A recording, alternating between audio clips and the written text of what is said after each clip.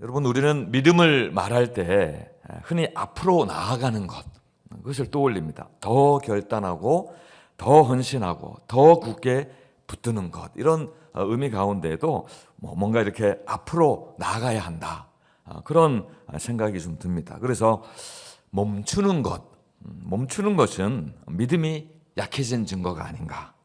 물러서는 것은 실패나 패배처럼 그렇게 생각할 때가 있습니다.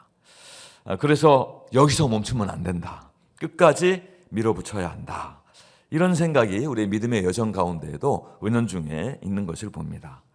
자, 그러나 성경은 때로 믿음을 전혀 다른 모습으로 보여주기도 합니다. 오늘 본문에 등장하는 이삭이 바로 그런데요, 성경이 증거하는 이삭은 하나님의 뜻이 분명하게 드러났을 때, 전제가 있습니다. 하나님의 뜻이 그의 모든 영적인 예민함 가운데, 또 분별력과 통찰력 가운데 그렇게 드러나게 되었을 때에 그 앞에서 멈출 줄 알았던 믿음의 사람이었다라는 것입니다. 그래서 오늘 말씀의 제목도 믿음으로 멈춘 이삭이라고 그렇게 붙여보았습니다. 자신의 계획과 판단이 어긋났을 때, 그 어긋남을 깨달았을 때 아버지로서의 권위로 밀어붙이지 않고, 또 인간적인 감성으로 또 감정으로 상황을 되돌리지 않았다는 것입니다. 오히려 하나님의 뜻을 인정하고 한 걸음 물러섰습니다. 성경은 이런 이삭의 모습을 믿음으로 그렇게 설명합니다.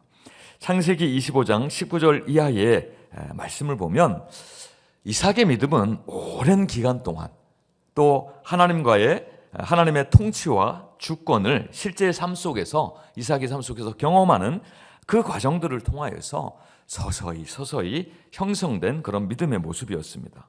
19절 말씀을 보면 아브라함의 아들 이삭의 족보는 이러하니라 라고 시작을 하고 있습니다. 아브라함의 아들 이삭의 족보는 이러하니라.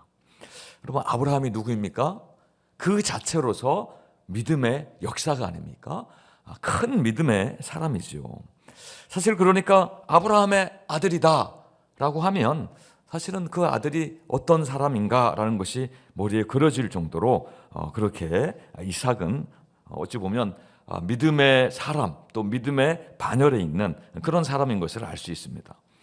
자, 그런데 성경은 그런 만큼 이삭의 삶은 그리 순탄하지는 않았다라는 것을 보여줍니다.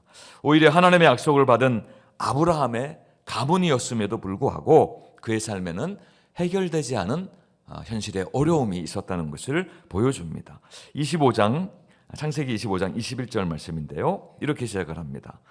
이삭이 그의 아내가 임신하지 못하므로. 여러분, 이삭의 부모도 아브라함과 사라도 오랫동안 자녀가 없음으로 인하여서 어려움을 당하지 않았습니까? 이삭도 결혼한 이후에 오랜 시간 동안 자녀가 없었습니다. 이삭이 나이 40에 리브가를 만나게 되었는데요, 그 이후로 60살에 아들들을 보았으니까요, 한 20년간 자녀가 없는 어려움을 지나오고 있는 것이죠. 여러분, 하나님은 아브라함에게 하늘의 별과 같은 많은 후손을 약속해 주셨습니다. 아브라함에게 몇 차례 그런 약속을 해주셨는데요, 이삭이 현장에 있을 때에도 하나님이 아브라함에게 나타나서 이 약속을, 동일한 약속을 해주셨습니다. 이 약속은 다시 이야기하자면 그 아들 이삭에게도 그렇게 이어지는 것이죠. 이삭도 아버지 아브라함이 받은 하나님의 약속을 잘 알고 있었습니다. 자, 그러나 지금 현재 이삭이 마주한 현실은 어떻습니까? 하늘의 별과 같은 그런 수많은 후손의 약속이 이루어질 것 같지 않은 그런 현실을 이삭도 지금 마주하고 있는 것입니다. 자, 성경은 이때 이삭의 모습을 이렇게 기록을 하고 있습니다. 이삭이 그의 아내 리브가를 위하여 여호와께 간구하매. 여기서 우리는 이삭의 신앙의 중요한 특징을 볼 수가 있습니다. 그는 문제 해결을 위하여서 인간적인 방법을 먼저 찾지 않았습니다. 여러분, 아버지 아브라함은 아내 사라가 임신하지 못하니까 사라의 몸종이었던 하갈을 통하여서 문제를 해결하려 했습니다. 그러나 아버지와는 다르게 이삭은 다른 방법을 사용하지 않습니다. 성경이 그것을 보여주지 않아요. 그렇게 하지 않았다는 것을 말씀하고 있는 것이죠. 자신을 둘러싼 상황을 자신이 스스로 통제하려 하지 않았다는 것입니다. 오히려 하나님께 맡겨드리고 기다렸습니다. 성경은 그것을 분명히 이야기하고 있는데요. 그러함으로 말미암아서 여호와께서 그의 간구를 들으셨으므로 그의 아내 리브가가 임신하였더라. 이삭의 믿음은 스스로 무엇을 이루어내려고 하는 것이 아니라 하나님께 결과를 믿고 맡겨드리는 믿음이었다라는 것입니다. 사랑하는 여러분, 이삭의 믿음은 아브라함이나 야곱에 비교하면, 그러니까 아버지나 또 자기의 아들의 신앙에 비교하면 그리 큰 업적이나 눈에 띄는 그런 행동으로 드러난 믿음은 아니었습니다. 성경을 살펴보면 창세기에 아브라함의 믿음과 관련된, 아브라함의 어떤 업적이나 행동과 관련된 내용은 무려 15장이나 기록을 하고 있습니다. 야곱은 어떤가요? 이삭의 아들 야곱. 야곱은 한 13장 정도. 그렇게 많이 기록을 하고 있어요. 하나님과의 일들을 많이 기록을 하고 있습니다. 그러나 이삭은 한 3장 정도? 그렇게 많지 않습니다. 그럼에도 불구하고 성경은 아브라함의 하나님, 이삭의 하나님, 야곱의 하나님이라고 똑같은 믿음의 반열에 이삭을 올려놓는 것을 봅니다. 하나님께 믿음으로 맡겨드리고 기다릴 줄 아는 그 믿음의 사람, 그것을 성경도 인정을 하는 것입니다. 오늘 우리는 믿음의 여정을 걸어가면서 너무 쉽게 내가 무엇을 해야 한다, 지금 움직이지 않으면 안 된다라는 그런 압박 가운데 살아가는 것 같습니다. 더 열심히 해야 믿음이 있는 것 같고 멈추어 있으면 믿음이 약해진 것처럼 느낄 때도 있습니다. 그러나 오늘 말씀은 우리에게 이렇게 묻고 있는 것이죠. 지금 내가 붙들고 있는 이 문제 정말 하나님께 맡겨드리고 있는가? 아니면 여전히 내가 그 상황을, 그 문제를 통제하려고 하고 있는가? 이삭은 자녀가 없는 현실 앞에서 조급해하지 않았습니다. 상황을 바꾸기 위해서 인간적인 술수, 인간적인 그런 지름길로 가려고 하지도 않았습니다. 그는 하나님께 간구하며 기다렸고 하나님이 일하시도록 자기의 그런 어려운 현실, 또 고난의 현실을 하나님께 내어드린 것이죠. 이 믿음은 우리에게 매우 실제적인 그런 도전이 됩니다. 혹시 지금 여러분의 삶에도 오랫동안 해결되지 않은 그런 문제가 있지는 않습니까? 기도해도 변하지 않는 상황, 기다린 시간이 길어져서 또 지쳐버려서 포기하고 있는 그러한 우리의 삶의 영역은 있지는 않습니까? 그럴 때 우리는 흔히 두 가지 반응을 그 상황 가운데 보여주게 되는데요. 하나는 포기하는 거예요. 될 대로 되라는 것이죠. 다른 하나는 하나님 대신에 내가 어찌하든지 그것을 해결해 보려고 하는 그러한 모습입니다. 자, 그러나 이삭은 어떻게 하였습니까? 그런 똑같은 상황 가운데에서 포기하거나 아니면 내가 그 상황을 통제하려고 하지 않고 하나님께 맡긴 채 기다렸다라는 것입니다. 또 하나 이 이삭의 믿음을 통하여서 우리가 생각해 볼 것은요, 우리가 믿음이라는 이름으로 혹시 너무나 많은 것들을 붙들고 있지는 않은지 한번 생각해 봐야 된다는 것입니다. 가정에서, 교회에서, 또 관계 속에서 내가 맞아, 내가 옳아, 내가 생각하는 것이 성경적인 생각이야, 하나님의 뜻이야, 그런 확신으로 끝까지 가려고 하고 있지는 않은지 돌아봐야 하겠습니다. 분명히 하나님의 뜻이 그게 아니다 라고 말씀하는데도, 그것을 우리 가운데 보여주는데도 여전히 내 생각과 뜻을 가지고 고집하고 있지는 않은지 생각해 봐야 된다는 것이죠. 오늘 말씀은 이런 우리에게 이렇게 말씀합니다. 이제는 멈추어도 된다. 네가 내려놓으면 내가 일하겠다. 하나님이 그렇게 말씀하시는 것이죠. 이삭의 믿음은 결과가 보이지 않는 그 시간 속에서도 하나님을 신뢰하고 또 자신의 손을 놓을 줄 아는, 손에서 놓을 줄 아는 그런 믿음이었습니다. 오늘 이 시간 내가 과연 놓아야 할 것은 무엇인가? 믿음 안에서 놓아드려야 하는 것, 다시 내가 내 손에서 놓아드리고 하나님이 맡으셔야 하는 내 삶의 영역, 또 나의 문제들은 어떠한 것인지 오늘 이 새벽에 조용히 한번 돌아보시면 좋을 것 같습니다. 사랑하는 성도 여러분, 믿음은 항상 더 빨리 가는 것이 아닙니다. 때로는 믿음은 하나님이 일하실 때까지 멈추어서 있는 용기를 필요로 합니다. 오늘 이삭의 믿음을 통하여서 우리 역시 하나님께 결과를 맡겨드리고 기다릴 줄 아는 성숙한 믿음으로 한 걸음 더 나아가시는 여러분들이 되시기를 축원드립니다. 자, 그런데 하나님이 응답하신 이 이후에도 문제는 끝나지 않아요. 리브가의 태중에서 두 아이가 서로 싸우기 시작하는 것입니다. 하나님이 이 이삭의 기도에 응답하셨습니다. 리브가의 태중에 이제 아이가 들어선 것입니다. 그 태중에 아이가 임신이 되었는데도 여전히 어려움이 계속되는 상황을 성경은 말씀하고 있습니다. 22장 22절과 23절 말씀, 우리 교독에서 한번 읽도록 하겠습니다. 22절을 제가 읽습니다. 그 아들들이 그의 태 속에서 서로 싸우는지라 그가 이르되 이럴 경우에는 내가 어찌할꼬 하고 가서 여호와께 묻자온대.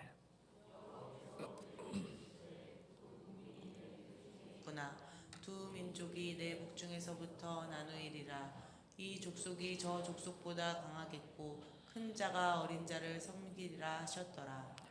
네, 지금 리브가의 뱃속에 쌍둥이가 이렇게 임신이 되어 있는 것이죠.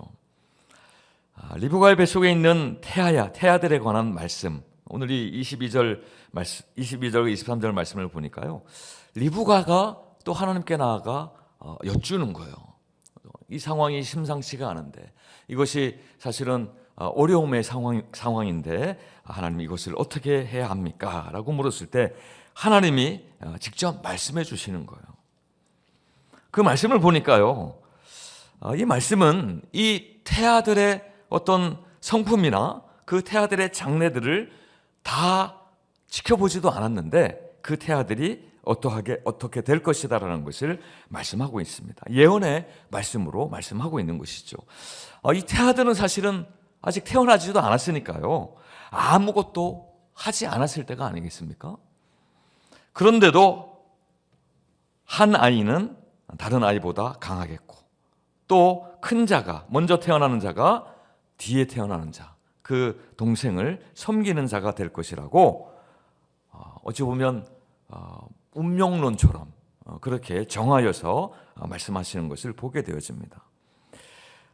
로마서 9장의 말씀을 보면요, 바울도 이때의 상황에 대해서 이렇게 이야기합니다. 택하심을 따라 되는 하나님의 뜻대로 되었다.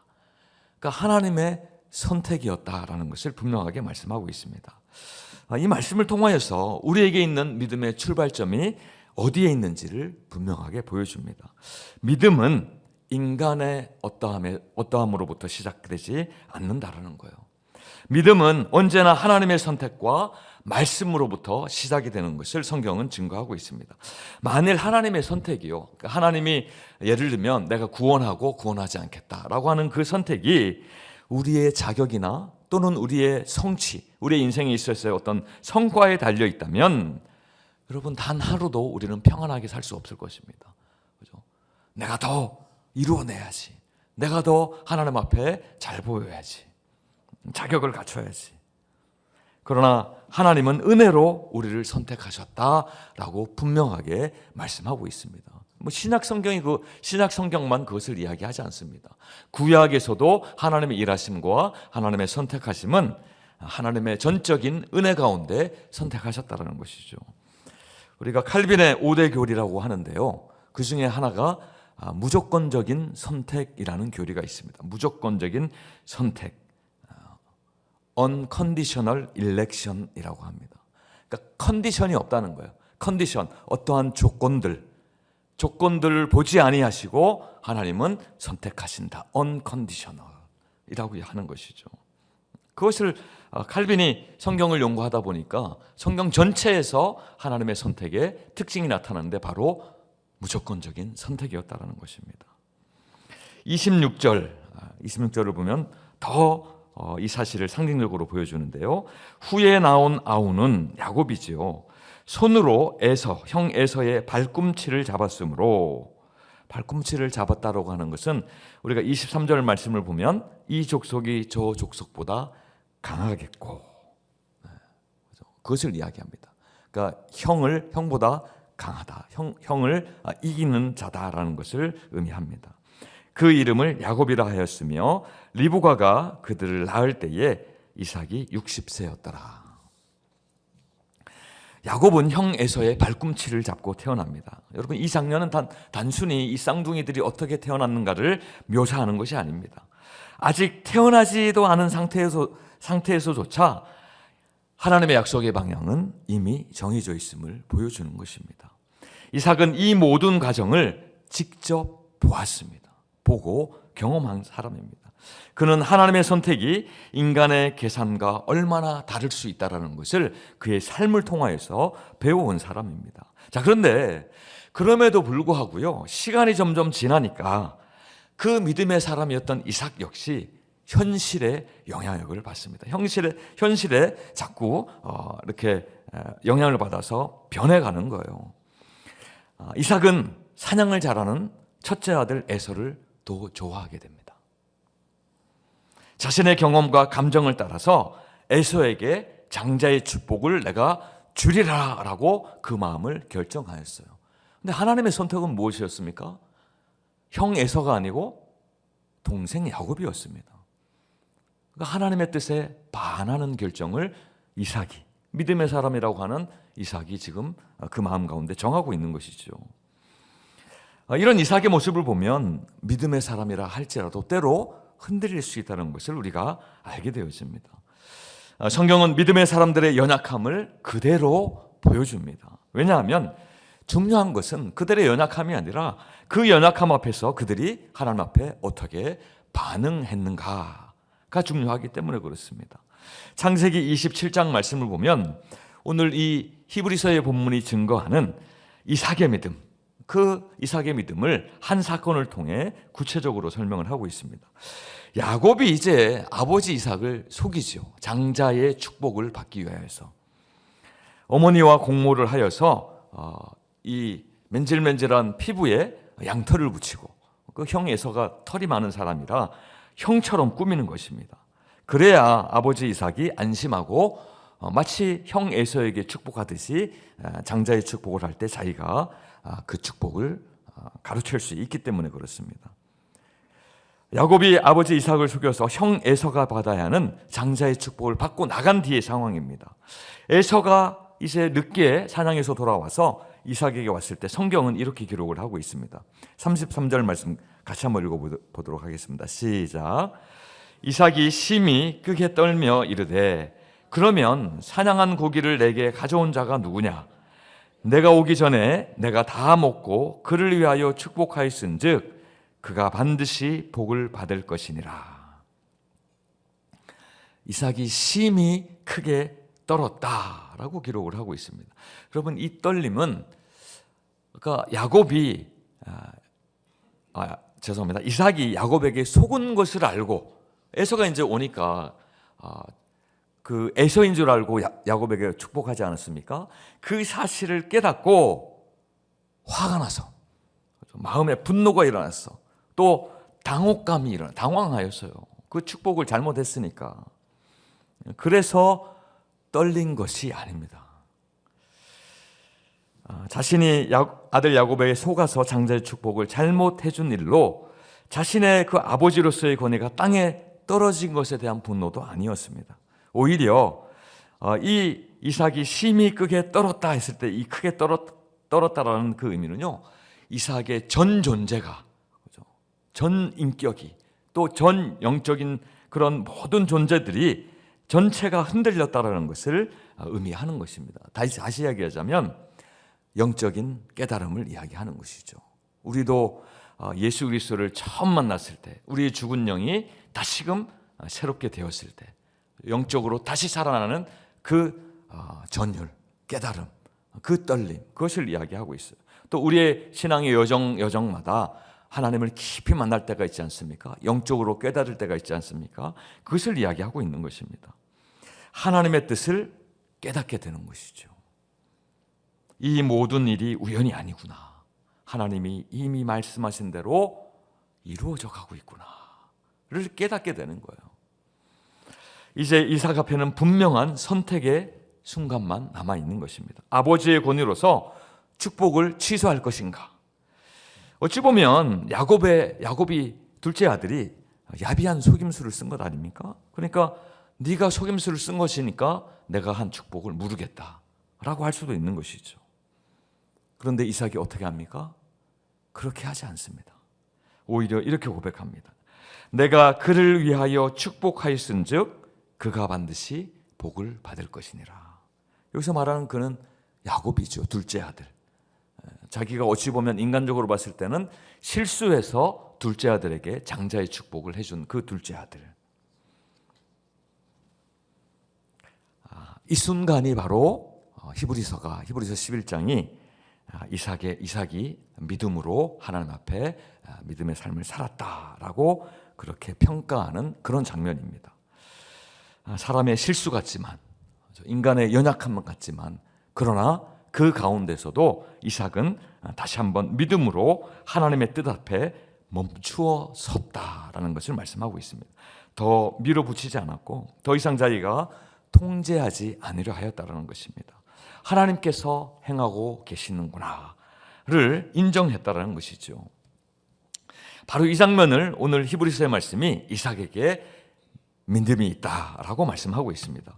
믿음으로 이삭은 장차 있을 일에 대하여 야곱과 에서에게 축복하였다.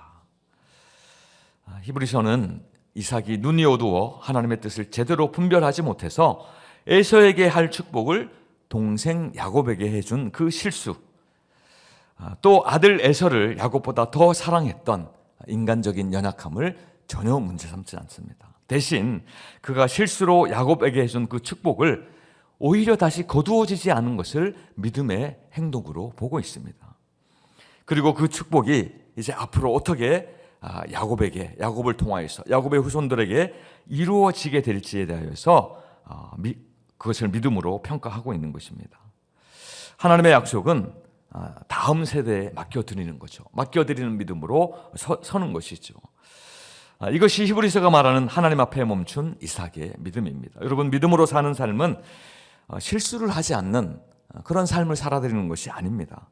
믿음은 하나님의 뜻이 분명하게 우리의 눈에 보여질 때, 또 우리의 삶으로 깨닫게 되어질 때, 우리가 예배 가운데 말씀을 읽는 가운데 기도 가운데 깨닫게 되어질 때에 그것을 인정하고 물러설 줄 아는 겸손입니다. 혹시 지금 여러분의 삶 가운데 하나님보다 더 붙들고 있는 판단이나 계획이나 내려놓지 못하는 고집들이 있지는 않습니까? 오늘 이 이삭의 모습을 보면서 하나님의 뜻 앞에 멈추는 것은 실패가 아니라 오히려 하나님을 신뢰하는 모습이며 믿음의 패배가 아니라 하나님에 대한 순종이라는 것을 우리는 깨닫게 되어집니다. 사랑하는 성도 여러분, 이삭의 믿음은 결코 약한 믿음이 아니었습니다. 그의 멈추는 것을 통하여서 오히려 하나님의 일들이 이루어지게 되었고, 또 오히려 이삭은 자신의 판단이 틀렸음을 깨달았을 때에 사람의 모습으로, 사람적인 인간적인 그런 모습으로 그렇게 나아가지 않았습니다. 하나님의 뜻이 너무나도 분명했기 때문에 그래요. 오히려 자기의 손을 거두고 하나님의 손에 모든 역사를 맡겨드렸던 것입니다. 성경은 이런 이삭의 모습을 두고 바로 믿음의 사람이다라고 증언합니다. 우리의 삶에도 이런 순간이 분명히 찾아올 때가 있습니다. 내가 옳다고 믿어봤던 판단이 흔들릴 때가 있습니다. 기도하며 붙들었던 계획이 다른 방향으로 흘러가는 때가 있습니다. 하나님이 내 생각과 전혀 다른 길을 여시는 것처럼 보일 때도 있습니다. 그때에 우리는 분명하게 선택해야 합니다. 끝까지 내 판단, 내 생각, 내 계획을 붙잡을 것인가, 아니면 하나님이 이끌어 가시는, 하나님이 새롭게 문을 여시는 그곳으로 나아갈 것인가. 우리가 믿음으로 산다고 하는 것은요, 하나님의 뜻이 우리 가운데 분명해질 때에 기꺼이 나의 생각과 뜻을 내려놓을 줄 아는 그런 용기라는 것입니다. 하나님 앞에 멈춘다고 하는 것은 결단코 뒤로 물러가는 것이 아닙니다. 오히려 하나님께 한 걸음 더 가까이 나아가는 그런 선택인 것입니다. 그분께 맡겨드리는 것이니까요. 혹시 여러분의 삶 가운데 하나님보다 더 붙들고 있는 판단이나 계획이 있다면, 하나님이 이미 말씀하셨는데도 마음 가운데 아쉬움을 가지고, 아니면 내가 여전히 그 상황 가운데 책임지려고 하는 그런 일이 있다면, 오늘 이 말씀을 통하여서 여러분에게 말씀하시는 그 말씀을 들으시기 바랍니다. 이제는 네가 멈추어도 된다. 그 자리는 내가 맡아서 이루어가겠다. 우리의 멈춤 때문에 하나님의 역사가 멈추는 일은 없습니다. 성경은 그것을 분명하게 증거하고 있습니다. 오히려 우리가 멈출 때에 하나님의 뜻은 더 또렷하게 나타나는 줄로 믿으시기 바랍니다. 이삭이 멈추었을 때에 하나님의 언약은 야곱을 통하여, 그의 후손들을 통하여 계속해서 이어져 갔고, 여러분 성경을 통해서 보면요, 야곱의 후손들을 통하여서 하나님의 구원의 역사가 이루어져 갑니다. 그의 후손 가운데 누가 태어났습니까? 예수 그리스도. 마침내 예수 그리스도 안에서 하나님의 구속의 약속은, 그 약속은 완성되었던 것입니다. 오늘 이 자리에 서 있는 우리도 마찬가지입니다. 하나님께 맡기신 역할을 충실하게 우리가 감당해야 되겠죠. 그러나 우리가 믿음의 눈을 열어서 바라보았을 때에 하나님의 뜻이 분명해지는 그 자리가 분명히 있을 것입니다. 그때에는 여러분들 믿음으로, 그때도 믿음이 필요한 거예요. 믿음으로 멈출 줄 아는 우리 모든 성도가 되시기를 바라겠습니다. 그리하여서 여러분, 흔들리는 세상 가운데에서도 내 힘이 아니라 내 힘으로 그것을 행할 때 얼마나 힘이 듭니까? 또 어렵습니까? 또 믿음의 진보가 나타나지 않습니다.